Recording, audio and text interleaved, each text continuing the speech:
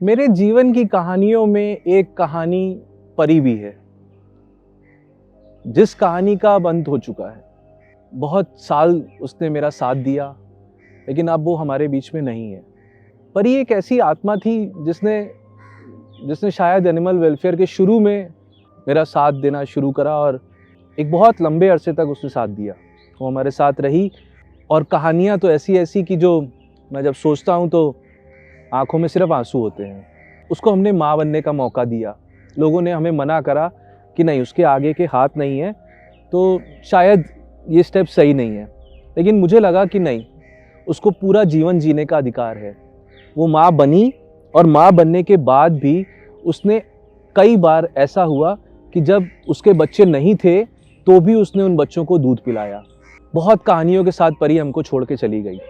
अब परी हमारे साथ नहीं है, लेकिन उसके कर्म और उसकी चीज़ें इतनी खूबसूरत हैं और इतनी याद करने वाली हैं कि परी का अंतिम समय तब आया जब पितृपक्ष चल रहे थे। हिंदू मान्यता के अनुसार अगर देखें तो इस टाइम पे परी के लिए स्वर्ग के द्वार खुले हुए थे।